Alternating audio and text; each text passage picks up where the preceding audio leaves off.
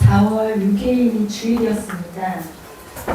4월 6일 고린도후서 4장 16절 말씀으로 주일 설교를 들었는데, 그 주일 설교를 약간 요약을 하자면 제목은 십자가 오래된 그러나 낡아지지 않은 은혜.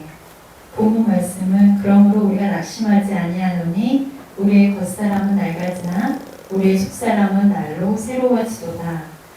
본문 말씀으로 주일 말씀을 들었던 때를 다시 생각해냈습니다. 새로워진다는 것은 여기서 자라난다는 단어로 치환할 수 있다고 들었고요. 자라난다는 것은 위치 이동이며 깊이 파고드는 것이라고 들었습니다. 그 말씀을 들으면서 은혜를 참 많이 받고, 그 다음에 하나님의 아픔은 자녀들이 성장하지 못하는 것이 하나님의 아픔이다라는 말씀을 들으면서 많은 공감을 했던 말씀인 것 같아요. 근데 이 말씀을 듣고 나서 얼마 지나지 않아 내가 자라나지 못해서 낙심하는 시간들이 찾아오더라고요.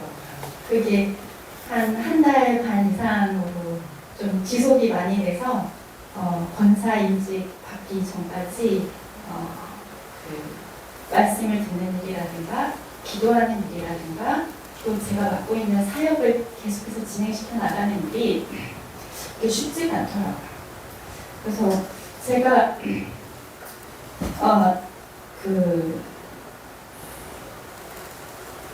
그래서 하나님한테 그 날로 새로워진다는 지식은 알겠는데 나에게 능력이 없음을 고백하고 날마다 이렇게 몸부림을 치게 됐는데, 임직 권사 이제 임직식 장로 임직식을 하는 그날 편지를 받고 선물을 받고 꽃다발을 받으면서 나는 하나도 즐겁지 않은데 왜 다른 사람들은 나를 많이 기뻐해주고 나를 많이 축하해주는 걸까? 나는 새로워지지도 않은 것 같고 나는 연약함이, 그런 모습들을 보면서 하나님의 큰 구원의 그림을 다시 기대하게 되더라고요. 그래서 십자가가 오래됐지만 그렇지만 낡아지지 않은 그 은혜를 바라보면서 기도의 자리, 예배의 자리를 내가 할 수 있는 일은 그거밖에 없겠다라는 생각에 지난 한 달 넘게 시간을 자리를 함께하는 거에 다음과 같은 심정으로 앉아있었던 것 같아요. 감사합니다. 고개들 숙이지 마세요. 고개들 다 들으세요. 먼저 하늘을 보게 되면 나를 보게 하셨고 누구에게나 오지 않는 기회를 듣게 하셨고 주님이 사용하는 순간이었습니다. 하늘을 보게 되는 나를 보게 하신 거는 제가 이제 비가 오면 환자들이 적게 와요. 그래서 버스 타고 가면서, 그리고 제주도라 좀 특이사항으로 막 점심에도 비가 오고 갑자기 막 폭우가 내리고 이런 경우가 있다 보니 제 사무실에서 보이는 바깥 환경을 바라보면서 하나님 오늘 좀 피곤하네요. 그래서 비가 좀 쏟아지려나요? 하면 그 순간을 기다렸던 게 지금까지 어떻게 보면 5년 이제 상담 현장에 있었던 지가 이제 6년 차가 되거든요. 꽤 오래 있으면서 그 순간만을 기다려왔고 이렇게 치료하는 순간을 기다려왔는데도 불구하고 조금 이제 지치고 힘들다 보니 오늘은 저 신내림 받은 저분이 안 왔으면 좋겠네요. 오늘은 저 불륜한 2회차 분이 안 오셨으면 좋겠네요. 음주운전 3회차인데도 아직도 정신 못 차린 저분이 안 왔으면 좋겠어요 하는 그런 마음들이 이제 계속 속에서 그런 사람들을 만나면 피곤하겠다 하는 생각이 먼저 들게 되더라고요. 근데 초반에는 그렇지 않았었던 것 같거든요. 그래서 만나면 이런 사람도 있었구나, 하나님이 또 저런 사람을 또 내 지경을 넓히시는구나 하는 좀 기대감과 설레임으로 만났던 시간들이 있었는데, 상황도 다양해지고 사람도 다양해지고 또 그 인원수가 이제 거의 하루에 15명에서 20명을 상담하다 보니까 조금 너무 길다. 하나님 20명은 좀 많은 것 같아요. 이제는 그래도 20대 중반에는 성명 괜찮았던 것 같은데 하나님 임신 초기라 조금만 보내주세요. 이런 생각들을 속으로 계속 기대하게 되더라고요. 원래는 사무실 문 딱 나가면 하나님 오늘도 이분한테 하나님을 믿는 나를 만난 이 순간에 이 사람의 삶에 개입할 수 있는 기회를 주세요 하는 그런 조금 더 힘을 줄 수 있는 말을 해주세요 하는 기도를 그 목도를 지나가면서 그리고 그 사람의 얼굴을 보면서 많이 했었다면 요즘에는 좀 오늘은 덜 무거운 얘기를 해주셨으면 좋겠어요. 그래서 오늘은 퇴근 시간 전에 보내주세요 하면서도 오빠한테는 또 카톡으로 5시 반에 이때 오면 늦거든요. 제가 퇴근이 늦어져. 근데 꼭 퇴근 맞춰서 오는 공인도 많았으면 좋겠다. 이런 카톡을 막 보내고 있는 저를 보면서 이게 거의 한 3주째 지속됐었거든요. 그러게 좀 보면서 초반하고 내가 하나님 이 순간에 나를 사용하길 바라셔서 보내주셨고 또 이 기회를 주시고 항상 또 그리고 끝나고 나면 죄책감이 조금 있어요. 이 사람들이 감사해하거든요. 저와 만났던 이 순간들 그리고 대화들을 보면서 감사하다고 하는데도 불구하고 그 전에 나의 피로함과 이 사람들을 만날 그 부담감 때문에 조금 지치는 순간들을 보면서 그래도 하나님이 내가 지쳐있고 사용하셔. 그게 참 신기한 것 같아요. 내가 지쳐하고 내가 피로하고 오지 않았으면 좋겠다고 생각했는데도 그때 내 입술을 주관하시고 그때 그 순간을 사용하셔서 내가 그냥 있기만 하면 그냥 치유하시는구나. 제가 불륜셋 만나는 남자한테 무슨 공감을 읽을 수 있겠어요. 근데 불안장애가 치유가 돼. 근데 공황장애가 사라져. 근데 환청이 줄어. 이런 순간들을 경험하면서 그냥 이 순간에 있어야겠다. 그리고 또 이 순간에 감사해야겠다 하는 시간을 보냈던 몇 주간이었습니다. 저희 어머니가 작년에 5월 26일 날 돌아가셔가지고 1년 정도 됐는데요. 그 사이 참 여러 가지 일들이 많아서 슬퍼할 겨를도 별로 없었습니다. 그래서 퇴근 후에 이제 조용한 이 예배당에서 기도를 이제 하고 있으면 이제 몸은 이 땅에 있지만 내 생각과 마음은 하나님 보좌 앞에 있기를 간절히 늘 원했습니다. 그리고 이제 보좌 우편에 계실 것 같은 이제 예수님 생각하면 많이 보고 싶고 눈물도 많이 났습니다. 그리고 이제 예수님 편에 어딘가에 계실 제 어머니 생각을 하면 당장이라도 이제 이 땅에서 하늘로 가고 싶은 마음이 그때 한두 번이 아니었습니다. 하지만 이제 이 땅에서 이제 하나님은 천국을 준비하게 하시는 것 같았습니다. 기도하다 보면. 그래서 그것은 이제 제 생각에 이제 사랑하는 법을 배워서 천국에 오라는 것이었습니다. 이 원죄인 그 자기 중심성에서 벗어나서 하나님과 이웃을 나보다 더 사랑하라는 이 어려운 숙제를 주셨습니다. 이 숙제는 지나고 보니 나 혼자 노력으로는 안 되고 이제 내 안에 이제 계신 성령님의 도움이 있어야 하는 이제 알게 되었습니다.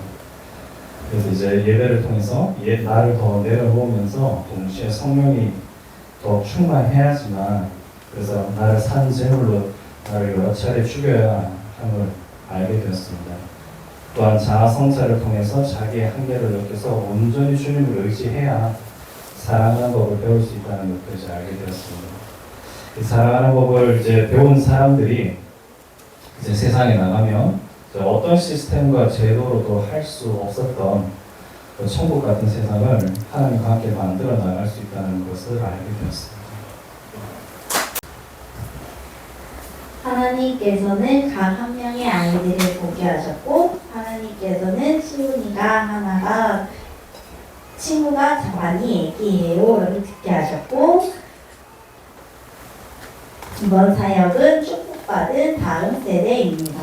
이제 이번 주에는 특히 부모 참여 수업이 있어서 집에서 보통 양육을 할 때 아이들 3명으로 묶어서 주로 양육을 하게 되었었는데 각 한 명의 아이들로 바라봤던 그 한 주가 너무 좋았고 특별히 또 감사했던 것은 이제 갔을 때 부모님들이 저희 아들이 하나 이야기를 많이 해요. 저희 아들이 하나를 좋아해요 라는 얘기를 여러 명한테 들었고 또 시온이도 저희 여러 부모님께서 저희 아이가 시온이를 너무 좋아해요. 시온이를 너무 좋아해요. 이렇게 들으면서 부드럽고 사랑스럽게 자라가는 것에 대해서 감사했고 어릴 때 자라가면서 믿음의 가정에서 자란 아이들이 너무 부러웠었는데 그래서 기도를 하면서 저희 아이들만큼은 믿음의 가정에서 자라게 하고 싶고 믿음의 아이들로 자라게 하고 싶습니다.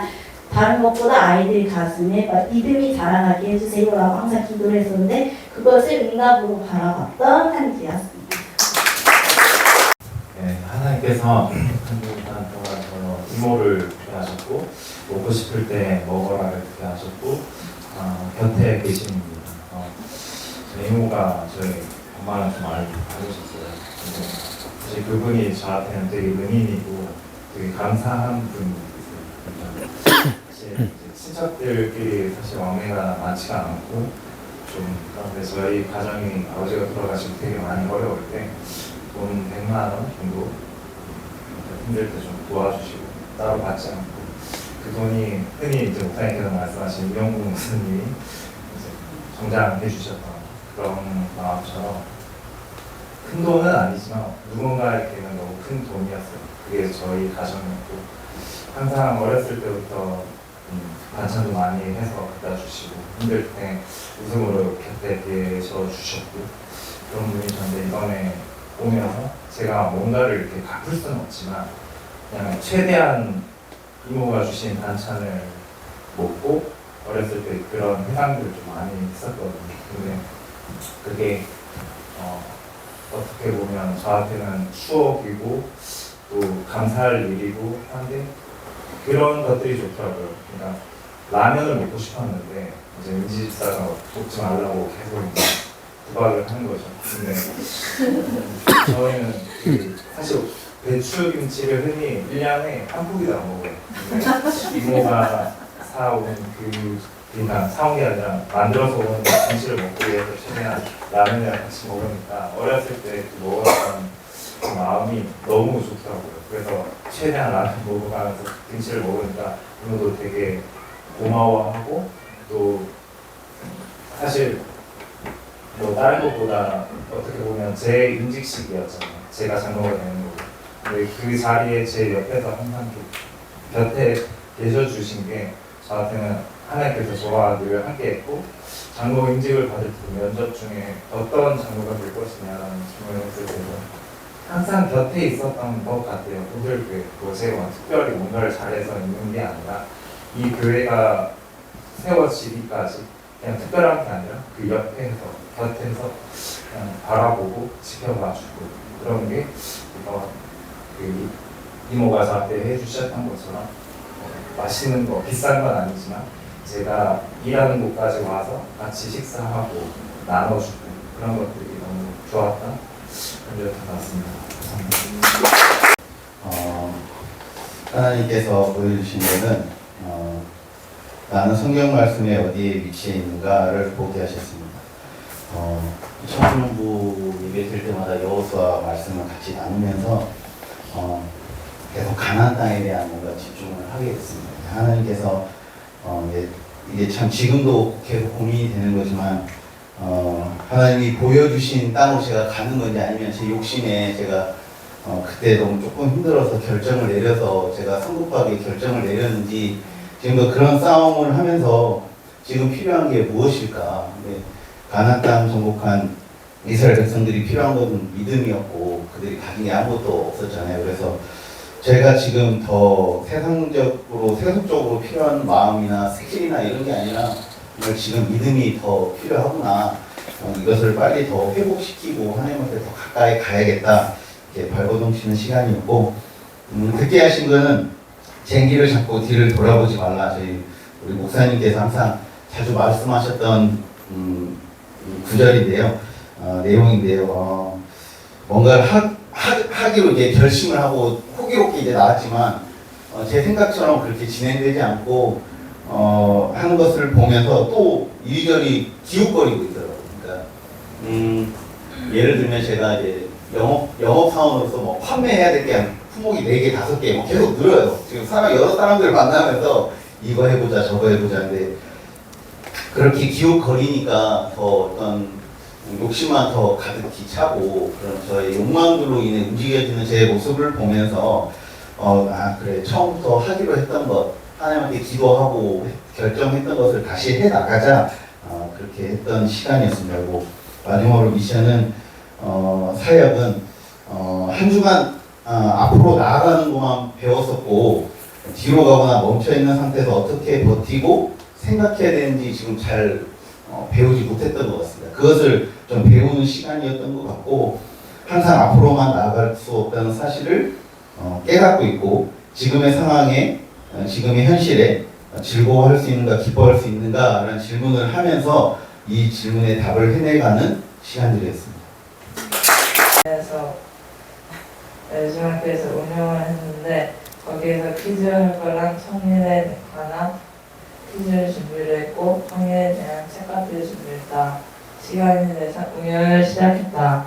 사람들이 많이 와서 좋았고 그리고 통해 어려운 걸 느꼈고 그때 하나 되는 일이 얼마나 힘들었는지 알겠다. 건강하게 다녀오고 통일에 대한 경험을 하게 되어서 하나님께 감사했다.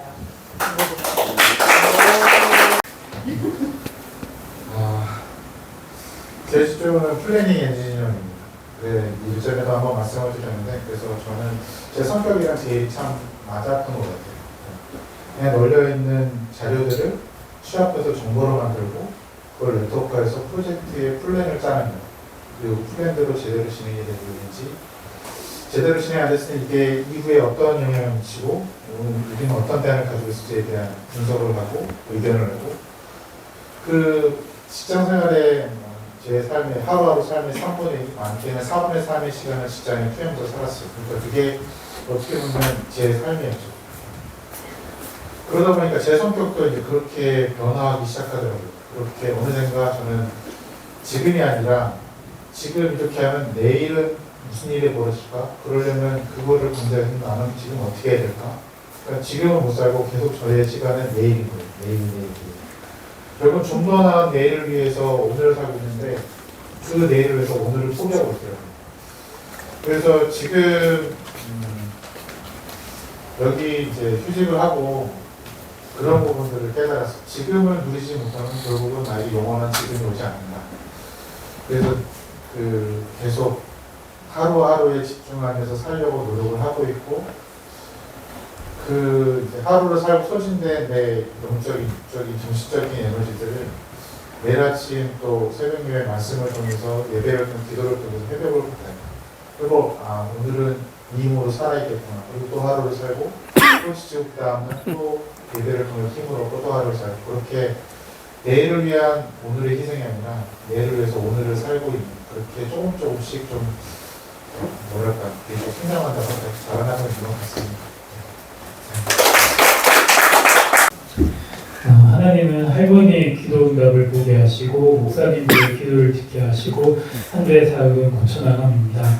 할머니의 기도 응답을 보게 하신 것은 할머니의 기도는 믿음 안에서 저희 외할머니인데요. 그 할머니의 기도는 믿음 안에서 우리 자녀들이 잘 자라나길 기도하신 것이었는데 할머니의 기도 덕분에 제가 지금 여기까지 올 수 있었고 앞으로도 또 그 기도 응답을 누릴 나의 모습에 감사하였습니다. 그리고 목사님들의 기도를 듣게 하신 것은 이번에 임직식 때 목사님들이 안수기도 해주실 때 그 기도들이 내 삶에 이루어지기 위해서 내 힘이 아닌 그 성령님의 도우심이 필요함을 느꼈습니다. 그래서 그 머리에 손 올려주셔서 기도해 주실 때 제가 같이 기도한 것은 다른 거 없이 성령님 도와주세요만 계속 기도했었습니다. 그래서 성령님의 도우심이 필요한 사람임을 다시 한 번 더 느꼈습니다. 그래서 한 주는 할머니의 기도 응답 속에서 성령님의 도우심으로 저의 연약한 부분들을 고쳐나가는 한 주였습니다. 여러분, 하나님의 음성을 어떤 모양으로 듣고 계십니까? 나는 하나님의 음성이 예수님께서 요한에게 요단강에서 세례를 받고 올라오실 때에 하늘에서 소리가 있어서 이르시되 이는 내 사랑하는 아들이니 너희들 이 말을 들으라 하는 것처럼 음성이 항상 그런 모양으로 들려오는 것을 난 생각하고 있었습니다. 그러나 우리에게 하나님의 말씀은 하나님의 음성은 그렇게 들리는 것이 아니라 내 귀에 속삭이듯이 조용히 들려올 수도 있고 나에게 일러주는 그 말 그냥 조용히 우리가 이렇게 서로 대화하듯이 내 입을 통해서 하나님이 말씀하시는 것을 내가 들었습니다. 내가 어렵고 힘들 때에 노동일을 했습니다. 그때 내가 기계를 다루면서 관리기를 다루면서 하우스에서 일을 많이 했는데 관리기에 역회전해가지고 내 팔이 오른쪽 팔 힘줄이 분리되어서 손에 힘을 쓸 수가 없게 되었습니다. 힘만 쓰면 아픕니다. 그래서 병원에 가서 물었더니 이거 어떻게 하면 나으냐 그랬더니 병원장이 그 말했습니다. 일을 안 하면 낫는다고.